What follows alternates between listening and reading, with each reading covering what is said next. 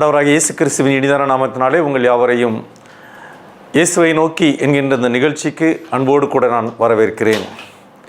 தொடர்ச்சியாக இந்த இயேசுவை நோக்கி என்கின்ற இந்த நிகழ்ச்சியிலே உங்கள் யாவரையும் சந்திப்பதிலே மிகுந்த மகிழ்ச்சி அடைகிறேன். தேவ கிருபை என்கின்ற தலைப்பிலே ஒவ்வொரு வாரமும் நாம் வேத வசனங்களை தியானித்து கொண்டிருக்கிறோம். இந்த நாளிலும் தேவ கிருபை அது எப்படிப்பட்ட கிருபை என்பதை வேதத்தின் அடிப்படையிலே நாம் தியானிக்க இருக்கிறோம். அதற்கு முன்பதாக தலைகளை தாழ்த்தி கண்களை மூடி நாம் செபிக்கலாம். எங்களை அதிகமாய் நேசிக்கிற எங்கள் நல்ல ஆண்டவரே, நன்றியோடு மை துதிக்கிறோம், மை ஸ்தோத்தரிக்கிறோம். ஆண்டவரே, நீர் எங்கள் மீது வைத்திருக்கிற அன்பு பெரியது, உம்முடைய இரக்கம் பெரியது, உம்முடைய கிருபை பெரியது. உம்முடைய கிருபைக்காக ஸ்தோத்திரம். இயேசுவை நோக்கி என்கின்ற இந்த நிகழ்ச்சியிலே ஒவ்வொரு வாரமும் உம்மை நோக்கி பார்க்கும்படியான கிருபையை தந்து கொண்டிருக்கிறேன், நன்றி செலுத்துகிறோம். இந்த நாளிலும் நாங்கள் தியானிக்கின்ற தியானம் எங்களுடைய ஆத்மாவுக்கு பிரயோஜனமாக இருக்கும்படியாக கர்த்தர் எங்களோடு கூட பேசுவீராக. இயேசு கிறிஸ்து மூலமே ஜெபிக்கிறோம் பிதாவே, ஆமேன். இந்த நாளிலும் கூட ஏசாயா தீர்க்கதரிசியின் புஸ்தகம் 54வது அதிகாரம் 8வது வசனத்தின் அடிப்படையிலே தேவ கிருபையை குறித்து நாம் தியானிக்கலாம் என்று சொல்லி நான் விரும்புகிறேன். கடந்த வாரத்திலே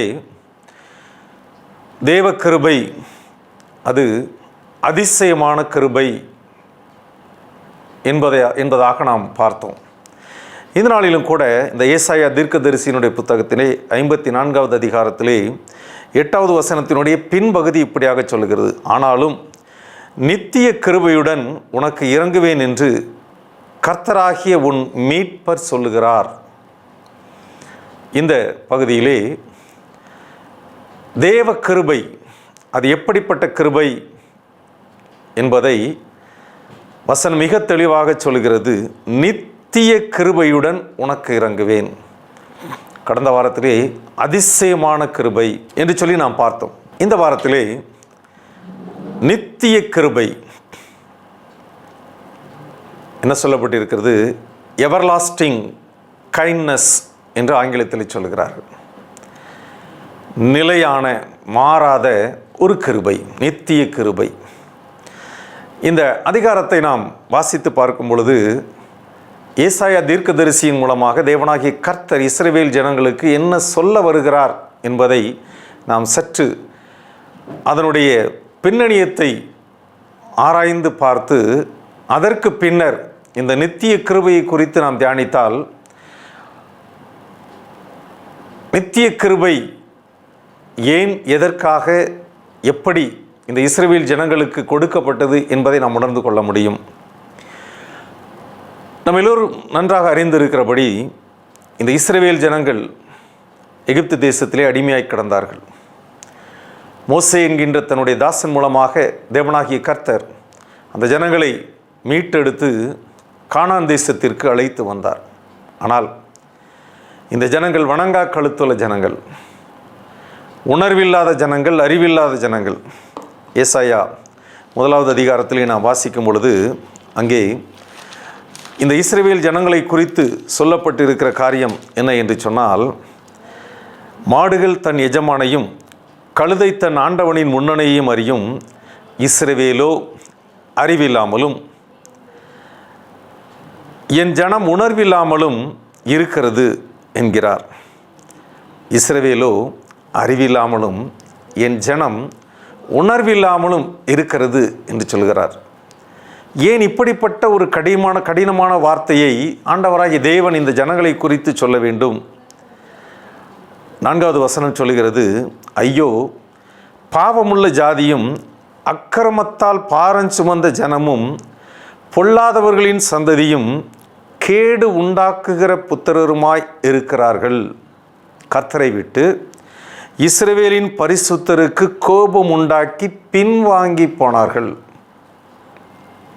இந்த ஜனங்களை குறித்து, இஸ்ரவேல் ஜனங்களை குறித்து தேவனாகிய கர்த்தர் சொல்லுகிற காரியம், பாவமுள்ள ஜாதி, அக்கிரமத்தால் பாரம் சுமந்த ஜனம், இன்னும் சொல்ல வேண்டுமானால் கேடு உண்டாக்குகிற புத்திரர், பொல்லாதவர்களின் சந்ததி, கர்த்தரை விட்டு இஸ்ரவேலின் பரிசுத்தருக்கு கோபம் உண்டாக்கி பின்வாங்கி போன ஒரு கூட்டம். இந்த ஜனத்தை எனக்கென்று ஏற்படுத்தினேன், இந்த ஜனத்தை என்னுடைய சொந்த ஜனமாக ஏற்படுத்தினேன் என்று எந்த ஜனத்தை குறித்து தேவனாகிய கர்த்தர் சொன்னாரோ அதே ஜனங்களை குறித்து, அதே இஸ்ரவேல் ஜனங்களை குறித்து தான் இங்கே சொல்கிறார். பாவமுள்ள ஜாதியாக இருக்கிறது, அக்கிரமத்தால் பாரம் சுமந்த ஜனம், பொல்லாதவர்களின் சந்ததி, கேடு உண்டாக்குகிற புத்திரர், கர்த்தரை விட்டு இஸ்ரவேலின் பரிசுத்தருக்கு கோபம் உண்டாக்கி பின்வாங்கி போன ஒரு கூட்டம். இந்த கூட்டத்தை தேவனாகிய கர்த்தர் என்ன சொல்லுகிறார்? 8வது வசனத்தினுடைய முன்பகுதியிலே என்ன சொல்லப்பட்டிருக்கிறது என்று சொன்னால், அற்பகாலம் மூண்ட கோபத்தினால் என் முகத்தை இமைப்பொழுது உனக்கு மறைத்தேன். ஆம், இந்த ஜனத்தை எனக்கென்று தெரிந்து கொண்டேனே, ஆனால் இவர்கள் வணங்கா கழுத்துள்ள ஜனங்களாக இருக்கிறார்களே, வனாந்தரத்திலே அவர்களை நான் வழிநடத்தி கொண்டு வந்தபோது அவர்களுக்கு நான் செய்த அதிசயங்களை, அற்புதங்களை அதிசீக்கிரமாகவே மறந்து போனார்களே என்கின்ற ஆதங்கத்திலே ஆண்டவராகிய தேவன் மீண்டும் ஒரு முறை இந்த இஸ்ரவேல் ஜனங்களை சிறையிருப்புக்கு நேராக அனுப்புகிறார், அடிமைகளாக அனுப்புகிறார். எகிப்தின் அடிமைகளாக வாழ்ந்து கொண்டிருந்தார்கள், இப்பொழுது கல்தேயரினுடைய அடிமைகளாக மாறி போகிறார்கள். புலம்பலின் புஸ்தகத்திலே அங்கே எரேமியா தீர்க்கதரிசி அவர் சொல்லுகிற பல காரியங்களை குறித்து நாம் வாசிக்கலாம். அதிலே 1வது அதிகாரத்திலே 1வது வசனத்திலிருந்து நாம் வாசித்து பார்ப்போமானால், முதலாவது நாம் எடுத்தவுடனே அந்த அதிகாரம் எப்படி ஆரம்பிக்கிறது என்று சொன்னால், ஐயோ என்று ஆரம்பிக்கும். ஜனம் பெருத்த நகரி தனிமையாக உட்கார்ந்திருக்கிறாரே, விதவைக்கு ஒப்பானாலே, ஜாதிகளில் பெரியவளும் சீமைகளில் நாயகியுமாய் இருந்தவள் கப்பம் கட்டுகிறவளானாலே. ஆம், தேவனுடைய பிள்ளைகளாக வாழ்ந்து கொண்டிருக்க வேண்டிய இந்த இஸ்ரவேல் ஜனம் தனிமையாய் உட்காரக்கூடிய ஒரு சூழ்நிலை வந்தது. ஜாதிகளிலே பெரியது, தேவனால் தெரிந்து கொள்ளப்பட்ட சந்ததி எனப்பட்ட அந்த சந்ததி, சீமைகளின் நாயகியாய் இருந்தவள் கப்பம் கட்டி கொண்டிருக்கிற ஒரு சூழ்நிலை. இது மட்டுமல்ல, ராக்காலத்திலே அழுது கொண்டிருக்கிற ஒரு நிலை. அது மட்டுமல்லாமல் அவளுடைய கண்ணீர் அவள் கண்களில் வடிகிறது. அவளுடைய நேசர் எல்லாருக்குள்ளும் அவளை தேற்றுவார் ஒருவரும் இல்லை. அவளுடைய சிநேகிதர் எல்லோரும் அவளுக்கு துரோகிகளும் சத்துருக்களுமானார்கள். ஆம், மிக மோசமான நிலைக்கு தேவனாகிய கர்த்தர் இந்த ஜனங்களை ஒப்பு கொடுத்தார். அதனால தான் அவர் சொல்கிறார், அற்ப காலம் மூண்ட கோபத்தினாலே என் முகத்தை இமைப்பொழுது உனக்கு மறைத்தேன். ஒரு செகண்ட் தான், இமைப்பொழுது. என்ன நடந்துச்சுது? மிக மோசமான ஒரு சூழ்நிலை அந்த இஸ்ரவேல் ஜனங்களுக்கு வந்தது. ஆனாலும் ஆண்டவர் ரொம்ப அருமையாக சொல்கிறார், ஆனாலும் நித்திய கிருபையுடன் உனக்கு இறங்குவேன். நோவாவினுடைய நாட்களிலே ஆண்டவராகிய தேவன் சகல ஜனங்களையும், நோவாவையும் அவனுடைய குடும்பத்தார் தவிர மற்ற அனைவரையும் அழித்து போட்ட பின்னர், அந்த மிகப்பெரிய அந்த ஜலப்பிரளயத்துக்கு பின்னர் அவனோடு கூட ஒரு ஒப்பந்தத்தை, ஒரு உடன்படிக்கை ஏற்படுத்தி கொள்வார். இதை ஏசாயா 54வது அதிகாரம் 9வது வசனத்தில் அங்கே என்ன சொல்லப்பட்டிருக்கிறது என்று சொன்னால், இது எனக்கு நோவாவின் காலத்தில் உண்டான வெள்ளம் போல் இருக்கும். நோவாவின் காலத்தில் உண்டான வெள்ளம் இனி பூமியின் மேல் புரண்டு வருவதில்லை என்று நான் ஆணையிட்டது போல உன்மேல் நான் கோபம் கொள்வதில்லை என்று, உன்னை நான் கடிந்து கொள்வதில்லை என்றும் ஆணையிட்டேன். ஆம், அந்த நித்திய கிருபையினாலே தேவனாகிய கர்த்தர் இந்த இஸ்ரவேல் ஜனங்களுக்கு ஒரு உடன்படிக்கையை ஏற்படுத்துகிறார். என்ன உடன்படிக்கை? நோவாவின் காலத்தில் எப்படி ஜலப்பிரளயம் வந்து அவர்கள் அழித்து போட்டதோ அதே போல இனிமேல் சொல்லார், இனி பூமியின் மேல் புரண்டு வருவதில்லை, வெள்ளம் இனி பூமியின் மேல் புரண்டு வருவதில்லை, நான் கோபம் கொள்வதில்லை என்றும் நான் கடிந்து கொள்வதில்லை என்றும் ஆணையிட்டேன். ஆம், ஆண்டவர் நித்திய கிருபையோடு கூட இந்த இஸ்ரவேல் ஜனங்களோடு ஒரு உடன்படிக்கையை ஏற்படுத்துகிறார். நான் இனி கோபம் கொள்வதில்லை, நான் என் ஜனங்களை கடிந்து கொள்வதில்லை என்கின்ற ஒரு உடன்படிக்கையை ஏற்படுத்துகிறார். அப்படியானால் அந்த நித்திய கிருபையினாலே இந்த இஸ்ரவேல் ஜனங்களுக்கு உண்டான மிகப்பெரிய ஒரு நன்மை, அந்த தேவ கிருபை, நித்திய கிருபையாக தேவன் அங்கே இறங்கினபடியினாலே அவர்களுக்கு கிடைத்த நன்மை, 3 நன்மைகளை நான் சீக்கிரமாக சொல்லி கடந்து போக விரும்புகிறேன். என்ன என்று சொன்னால், முதலாவது ஆண்டவர் சொல்ல, மலைகள் விலகினாலும் பர்வதங்கள் நிலை பெயர்ந்தாலும் என் கிருபை உன்னை விட்டு விலகாமலும் என் சமாதானத்தின் உடன்படிக்கை நிலை பெயராமலும் இருக்கும் என்று உன்மேல் மனதுருகுகிற கர்த்தர் சொல்லுகிறார். ஆம், இமைப்பொழுது உன்னை நான் மறந்து போனேன். அந்த இமைப்பொழுது மறந்த அந்த சூழ்நிலையிலே உன்னுடைய நிலை எப்படியாய் மாறி போனது, மிக மோசமான ஒரு சூழ்நிலைக்குள்ளாக கடந்து போனது. ஆனால் இப்பொழுது நான் உன்னோடு கூட நித்திய கிருபையோடு கூட நான் இறங்குகிறேன், உனக்காக நித்திய கிருபையுடன் நான் இறங்குகிறேன் என்று கர்த்தர் சொல்கிறார். அதுவும் அந்த கிருபை எப்படிப்பட்ட கிருபை? மலைகள் விலகினாலும் பர்வதங்கள் நிலை பெயர்ந்தாலும் என் கிருபை உன்னை விட்டு விலகாமலும்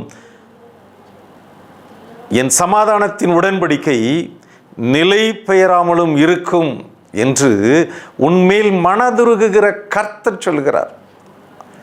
இமைப்பொழுது மறந்ததுனால உன் நிலைமை எவ்வளவு மோசமாயிட்டு அதை பார்த்து தேவனாகிய கர்த்தர் மனமிறங்கி சொல்கிறார், நித்திய கிருபையுடன் உனக்கு இறங்குவேன். எப்படிப்பட்ட சூழ்நிலைகளே? முதலாவது ஏசாயா 54வது அதிகாரம் 13வது வசனத்தை வாசிப்போம். ஆனால் அங்கே என்ன சொல்லப்பட்டிருக்கிறது? உன் பிள்ளைகள் எல்லாரும் கர்த்தரால் போதிக்கப்பட்டிருப்பார்கள், உன் பிள்ளைகளுடைய சமாதானம் பெரிதாயிருக்கும். அந்த நித்திய கிருபையுடன் தேவனாகிய கர்த்தர் நமக்கு இறங்குவதினாலே, அந்த நித்திய கிருபையுடன் நம்மோடு கூட ஒரு உடன்படிக்கை செய்து கொள்வதினாலே முதலாவது நமக்கு கிடைக்கக்கூடிய நன்மை என்ன என்று சொன்னால், நம்முடைய பிள்ளைகள் எல்லாரும் கர்த்தரால் போதிக்கப்பட்டிருப்பார்கள். அது மட்டுமல்ல, நம்முடைய பிள்ளைகளுடைய சமாதானம் பெரிதாயிருக்கும். ஆம், நம்முடைய பிள்ளைகள் நன்றாக வாழ்ந்திருக்க வேண்டுமானால், சமாதானத்தோடு இருக்க வேண்டுமானால் அந்த நித்திய கிருபை நமக்கு வேண்டும். பிள்ளைகளுக்காக அதிக நேரம் ஆண்டவருடைய பாதத்திலே ஜெபிக்கிறோமே. யோபு பக்தனும் விருந்து முறை வருகின்ற பொழுது தன்னுடைய பிள்ளைகள் அந்த விருந்து நாட்களிலே பாவம் செய்திருப்பார்கள் என்று சொல்லி அவர்களுக்காக பாவ நிவாரண பலிகளை அதிகாலையிலே எழுந்து ஆண்டவருக்காக செலுத்துவான் என்று யோபு 1வது அதிகாரத்திலே நாம் வாசிக்கிறோமே. அதே போல் நம்முடைய பிள்ளைகளுக்காக பல நேரங்களிலே ஜெபித்து கொண்டிருக்கிறோம்.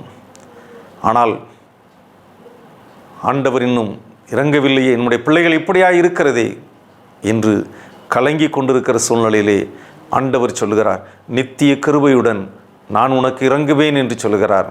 அந்த நித்திய கிருபை நம்முடைய வாழ்க்கையிலே வரும் என்று சொன்னால், நித்திய கிருபை நம்முடைய வாழ்க்கையிலே தேவனாகிய கர்த்தரால் நமக்கு கொடுக்கப்படும் என்று சொன்னால், நம்முடைய பிள்ளைகள் தேவனாலே போதிக்கப்பட்டிருப்பார்கள். அது மட்டுமல்லாமல் நம்முடைய பிள்ளைகளுடைய சமாதானம் பெரிதாயிருக்கும். இரண்டாவதாக 14வது வசனம் சொல்கிறது, நீதியினால் ஸ்திரப்பட்டிருப்பாய், கொடுமைக்கு தூரமாவாய், பயமில்லாதிருப்பாய், திகிலுக்கு தூரமாயிருப்பாய், அது உன்னை அணுகுவதில்லை. ஆம், ஒவ்வொரு நாளும் வாழ்க்கையில் என்ன செய்வது என்று தெரியாமல் வாழ்ந்து கொண்டிருக்கிற ஒரு சூழ்நிலையாக இருக்கலாம். ஐயோ, நான் என்ன செய்ய போகிறேன், என்னுடைய நிலை, என்னுடைய சூழ்நிலை இப்படியாக இருக்கிறதே, கலக்கத்தோடு பயத்தோடு திகிலோடு வாழ்ந்து கொண்டிருக்கலாம். நித்திய கிருபையோடு நமக்காக இறங்குகிற ஆண்டவர் நம்மோடு பண்ணுகிற ஒரு உடன்படிக்கை என்ன என்று சொன்னால், வசனம் சொல்லுகிறது, நீதியினால் ஸ்திரப்பட்டிருப்பாய், கொடுமைக்கு தூரமாவாய், பயமில்லாதிருப்பாய், திகிலுக்கு தூரமாவாய். ஆம், அந்த கிருபையை நாம் பற்றி கொள்ளுகின்ற பொழுது, அந்த கிருபையை நாம் பிடித்து கொள்ளுகின்ற பொழுது, நம்முடைய வாழ்க்கையில் எந்த சூழ்நிலை வந்தாலும் சரி, ஐயோ நான் அழிந்து போகிறேனே, அன்றைக்கு படகிலே இயேசு கிறிஸ்து படுத்து உறங்கிக் கொண்டிருந்த பொழுது கடல் கொந்தளித்து படகே அமிழ்ந்து போகக்கூடிய ஒரு சூழ்நிலையிலே சீஷர்கள் எல்லாம் கதறினார்களே, ஐயோ நாங்கள் அமிழ்ந்து போகிறோமே என்று. அப்படிப்பட்ட ஒரு நெருக்கடியான காலகட்டத்திற்குள்ளாக வாழ்ந்து கொண்டிருக்கலாம். ஆனால் நித்திய கிருபையோடு உனக்கு நான் இறங்குவேன் என்று சொன்னேன் நம்முடைய தேவனாகிய கர்த்தர் நம்முடைய வாழ்க்கை படகிலே நம்மோடு கூட இருக்கிறார் என்பதை நாம் மறந்து போக வேண்டாம். கடைசியாக 17வது வசனம் சொல்லுகிறது, உனக்கு விரோதமாய் உருவாக்கப்படும் எந்த ஆயுதமும் வாய்க்காதே போம். உனக்கு விரோதமாய் நியாயத்தில் எழும்பும் எந்த நாவையும் நீ குற்றப்படுத்துவாய். இது கர்த்தருடைய ஊழியக்காரரின் சுதந்திரமும் என்னால் உண்டான அவருடைய நீதியுமாய் இருக்கிறது என்று கர்த்தர் சொல்லுகிறார். ஆம், நமக்கு எதிராக யார் வந்தாலும் சரி, எப்படிப்பட்ட பெரிய பெரிய பதவிகள் இருந்து வந்தாலும் சரி, எப்படிப்பட்ட பெரிய சூழ்நிலைகளில் இருந்து வந்தாலும் சரி, எதுவும் நம்மை அணுகாது. நித்திய கிருபை மட்டும் நமக்கு இருக்குமானால். அதனால தான் வசனம் சொல்கிறது, உனக்கு விரோதமாய் உருவாக்கப்படும் எந்த ஆயுதமும் வாய்க்காதே போகும். ஆம், நமக்கு எதிராக அநேகர் சதி செய்து கொண்டிருக்கலாம். நமக்கு எதிராக அநேகர் பொய்யான பல காரியங்களை பேசிக்கொண்டிருக்கலாம். ஆனாலும் நமக்கு எதிராக உருவாக்கப்படும் எந்த ஆயுதமும் வாய்க்காதே போகும். எப்பொழுது? நித்திய கிருபையுடன் தேவனாகிய கர்த்தர் நமக்கு இறங்கும் பொழுது. ஆண்டவருடைய சமூகத்திலே அவரை நோக்கி பார்த்து, ஆண்டவரே, நித்திய கிருபையுடன் அன்றைக்கு இஸ்ரவேல் ஜனங்களுக்கு இறங்கினீரே, அதே வாக்குத்தத்தத்தை தானே எனக்கும் தந்திருக்கிறீர், இறங்கும் என்று சொல்லி அவரிடத்திலே நாம் கேட்போமானால், மலைகள் விலகினாலும் பர்வதங்கள் நிலை பெயர்ந்தாலும் அந்த நித்திய கிருபை நம்மோடு கூட இருக்கும். அது விலகாது. அந்த சமாதானத்தின் உடன்படிக்கை நிலை பெயராமல் நம்மோடு கூட இருக்கும். அந்த நித்திய கிருபைக்காக ஆண்டவருடைய சமூகத்திலே நாம் வேண்டி நிற்போமா? பிள்ளைகள் எல்லாரும் ஆசீர்வதிக்கப்பட, நீதியினால் ஸ்திரப்பட்டு இருக்க, திகிலுக்கு தூரமாயிருக்க, நமக்கு விரோதமாய் உருவாக்கப்படும் எந்த ஒரு ஆயுதமும் வாய்க்காதே போக அந்த நித்திய கிருபைக்காக ஆண்டவருடைய கரத்தில் விழுந்து விடுவோமா? தலைகளை தாழ்த்தி நாம் செபிப்போம். கிருபையில் ஐஸ்வர்யம் உள்ள எங்கள் நல்ல ஆண்டவரே, இந்த நாளிலும் நித்திய கிருபையை குறித்து தியானிக்க கர்த்தர் எங்களுக்கு உதவி செய்து, தகுதியற்ற பணங்கா கழுத்துள்ள அறிவில்லாத உணர்வில்லாத இஸ்ரவேல் ஜனங்களுக்கு நித்திய கிருபையுடன் இறங்கினீரே. அற்ப காலம் உண்ட கோபத்தினாலே அவருடைய நிலை என்ன என்பதை வேதத்தின் வசனங்களின் மூலமாக நாங்கள் அறிந்து கொண்டோம். அந்த ஜனங்களுக்கு கூட நித்திய கிருபையோடு கூட நீர் இறங்கினீரே. ஆண்டவரே, இதோ உம்மை விட்டு வெகு தூரமாய் உணர்வில்லாமல் அறிவில்லாமல் பாபம் செய்கிறவர்களாய் வாழ்ந்து கொண்டிருக்கிறோம். இதோ உம்மை நோக்கி பார்க்கிறோம். அன்றைக்கு இஸ்ரவேல் ஜனங்களோடு பண்ணின அதே உடன்படிக்கை, நித்திய கிருபையை தருவேன் என்று சொன்னேன் அந்த உடன்படிக்கையை நினைவு கூர்ந்து உம்மை நோக்கி பார்க்கிறோம். ஆண்டவரே, அந்த நித்திய கிருபையை கர்த்தர் எங்களுக்கு தருவீராக. எங்களுடைய பிள்ளைகள் ஆசீர்வதிக்கப்படணும். ஆண்டவரே, நாங்கள் திகிலுக்கு தூரமாக இருக்க வேண்டும். எங்களுக்கு விரோதமாக எழும்புகிற எந்த ஒரு ஆயுதமும் வாய்க்காதே போக வேண்டும். ஆண்டவரே, அதற்காக நீர் எங்களுக்கு தருகின்ற அந்த நித்திய கிருபைக்காக இதோ நாங்கள் உம்மை நோக்கி பார்க்கிறோம். அந்த நித்திய கிருபையை தந்து எங்களை ஆசீர்வதிங்க. எங்களுடைய வாழ்க்கை ஆண்டவரே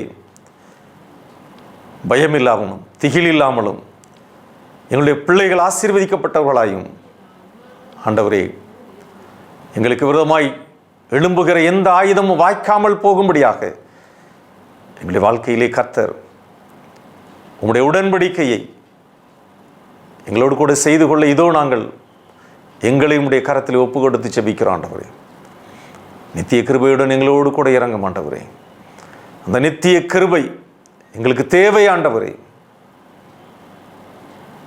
கேட்டுக்கொண்டிருக்கிற பார்த்து கொண்டிருக்கிற ஒவ்வொருவருக்கும் அந்த நித்திய கிருபையுடன் இறங்கும்படியாக செபிக்கிற ஆண்டவரே, எதற்காகலாம் ஜெபித்து கொண்டிருக்கிறார்களோ அந்த காரியங்களில் நித்திய கிருபை விளங்கும்படியாக கர்த்தர் அவர்களுக்கு உதவி செய்வீராக. தொடர்ந்து எங்களை ஆசீர்வதிங்க, காத்துக்கொள்ளுங்க, வழி நடத்துங்க. இயேசு கிறிஸ்து மூலமே தாழ்மையோடு ஜெபிக்கிறேன் பிதாவே, ஆமீன். கர்த்தர் உங்களை ஆசீர்வதிப்பாராக. தேங்க்யூ.